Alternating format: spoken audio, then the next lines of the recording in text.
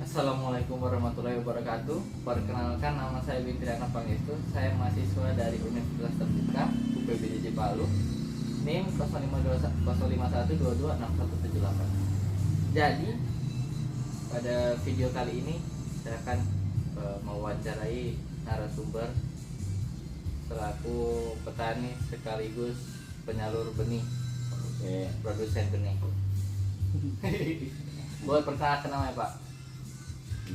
Terima kasih banyak atas kunjungannya dari mahasiswa Universitas Terbuka di tempat kami. Saya nama Yusma Saganta SP, selaku sebagai produsen benih dan penyedia benih sumber di daerah Sulawesi Tengah, tepatnya di BBI Padi Pandere, Kabupaten Kecamatan Gubasa, Kabupaten Sigi. Oke. Jadi Pak, saya akan menanyai Bapak terkait ini. Ada beberapa ini tentang sarana produksi, persiapan, terus infrastruktur, terus manajemen keuangannya Bapak, terus apa lagi ya? Ini dari kegiatan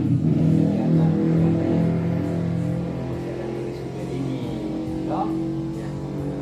Jadi pertama kan kita persiapkan lahan, toh yang akan diperbanyak jadi jalan benih sumber, toh supaya bilang luasnya.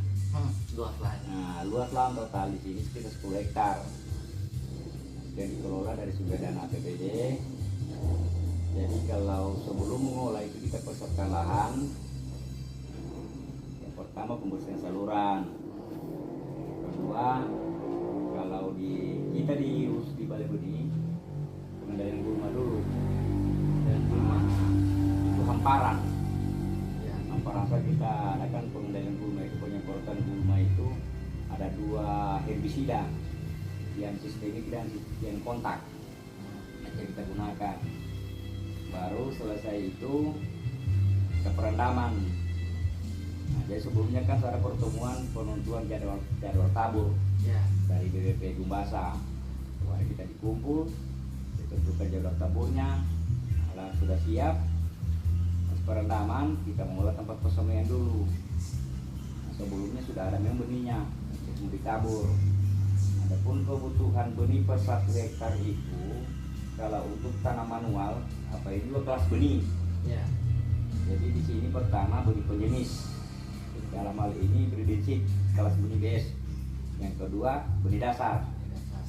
Jadi bisa yang dikenal itu kelas benih BD, label putih. Itu ada 2 kelas benih. Jadi kelas benih penjenis tadi itu label kuning. Dia menghasilkan label putih, kelas benih BD, benih dasar. Terus kelas benih dasar itu diproduksi jadinya lagi benih pokok, itu BP. Ya. Itu dan kita tabur kebutuhan per 1 hektar yaitu 25 kilo per 1 hektar kelas benih BD yang BP. Kalau benih BS penjenis tadi per 1 hektar 10 kilo per 1 hektar. Dan sumber benihnya itu dari Balai Besar Sukamandi, Subang, Jawa Barat. Itu kalau yang produksi benih untuk mau ditabur yang kelas benih BD kita produksi sendiri. Dari BS tadi. Nah, dari BS, KBD, BD tadi KBP itu beda, yang KBP itu produksi kita sendiri yang kita perbanyak. Ya. Jadi per 1 hektarnya itu 25 kilo per 1 hektar itu tanam manual. Kalau menggunakan transplanted kebanyakan orang di sini rata-rata 25 sampai 60 kilo per 1 hektar, tapi kita gunakan 25 kilo per 1 hektar tanam manual. Kalau BS itu 10 kilo 1 hektar. Gitu. Terus alat-alat yang digunakan Pak dari Kalau kita yang pengolahan ini kita sudah menggunakan ada 2 alat pengolahan tanah. Kalau menggunakan alat pengolahan tanah itu kita menggunakan alat hand tractor. Hand tractor itu kita bajak kalau bahasa di daerahnya singkal kan. Jadi kita bajak. Habis kita bajak itu perendaman, baru kita masuk roda 4 itu jonder. Jonder. Pengolahan kedua baru perbaikan pematang. program mau matang, kita lihat umur bibit sudah mencapai waktu umur dicabut, ditanam. Ya. Nah, sebelumnya itu kita siapkan lahannya, kita olah kedua kalinya siap tanam. Masuk lagi jauh dari 1 kali dengan hand tractor lagi itu untuk meratakan hand tractor. Itu setelah siap tanam lahannya, masuk tenaga pencabutan bibit. Jadi pencabutan bibit itu dia 1 malam disimpan, diperam. Perakarannya dia bagus, pada bengkak. Kalau dia habis dicabut langsung tanam biasa tak hampir itu yang Akar. nah, bibitnya itu hampir jatuh. Dia 1 malam baru ditanam, besoknya ditanam. Gitu. Terus apa lagi yang mau ditanam? Terus iya pemeliharaan. Jadi setelah penanaman kita sebelum ada 2 tipe sebelum penanaman atau sebelum penanaman kita laksanakan penyemprotan pengendalian pratumbuh. Kalau bahasa di sini pembuku biji gulma. Pada saat sudah ditanam. Ada yang sebelum tanam, ada sesudah tanam. Gitu, terserah yang bisa apa. Gitu. Kalau aplikasinya dia rekomendasi di petunjuknya di botolnya kan ada. Ya. Itu dosisnya.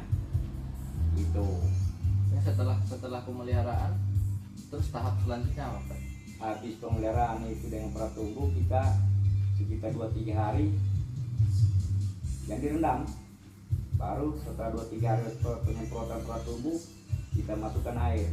Kita ukur sampai 3-5 cm. Perendaman terus. Di saat umur 7-10 hari laksanakan pemumpukan dasar, pemumpukan pertama, baru sampai pemumpukan ketiga. Pemumpukan kedua di umur berapa, Pak? Beda-beda dari referensi yang ada. Jadi bisa kita pakai umur 25-30 hari fase vegetatif. Nanti umur ketiga itu kita gunakan sebelum peralihan fase vegetatif ke generatif. Jadi umur 40-45. Kalau kebiasaan sih rata-rata 45 hari. Karena masih ada fase 60 hari kan baru pertumbuhan tanaman padi. Setelah pemumpukan sampai pemumpukan ketiga, habis itu mulai panen ya? Belum. Kita pemeliharaan dia kan kalau panen konsumsi, panen benih itu beda. Kalau panen konsumsi itu rata-rata itu 80-85% masaknya, dalam artian umur 80-85 hari setelah tanam, beda dengan benih. Kalau benih itu rata-rata 90 hari setelah tanam, jadi 90% masaknya, karena benih sampai 100%. Kalau kali kita konsumsi benih, kita konsumsi untuk dikonsumsi, kita untuk konsumsi produksi benih, begitu. Pada masa panen, pada waktu panen, alat-alat yang digunakan itu Kalau panen kita menggunakan alat combine. Combine itu. Jadi kalau benih ini combine kan bervarietas. Di sini ada beberapa varietas sampai 6 varietas kalau sudah BS. Jadi tiap mau dipakai mencegah ada campuran. Jadi tiap varietasnya harus dicuci combine-nya dulu. Sebelum turun lagi, Sebelum turun pergantian varietas. Jadi sebelum pergantian varietas itu panen, setelah panen kita penyemuran, pengangkutan ke gudang, penyemuran lagi. Penyemuran itu rata-rata kadar air sampai 10-12% kadar air ke benih. untuk benih. Ada sendiri Pak alat pengukur? Ada, testernya ada. Kita gunakan alat sendiri. Gitu. Penjemuran dilakukan selama berapa hari, Pak? Kalau cuaca mendukung 3 hari. 3 hari. Dari ukuran lantai berapa tonase yang kita jemur. Tapi rata-rata 3 hari. Rata-rata 3 hari kalau cuaca mendukung. Begitu cetak. Jadi Terus lanjut di manajemen keuangan. kalau belum sampai di mana di proses dulu setelah benih. Kalau ini kita kalau proses benih, kalau penjemuran kita adakan prosesi, cleaner. Nah, kita bukan disortir, cleaner dulu, bersihkan.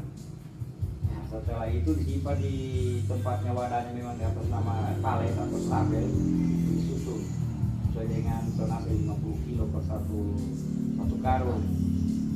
Iya, Ya minimal itu 2 minggu setelah penjemuran sampai 1 bulan baru pengambilan sampel untuk uji lab. Kenapa ditunggu dalam 1 minggu dulu? Karena dormansinya kita tunggu masa dormansi. Jadi datang petugas PBT pengawas benih tanaman, Ya. pengambilan sampel uji lab. Itu paling lama 2 mingguan hasil uji sudah keluar.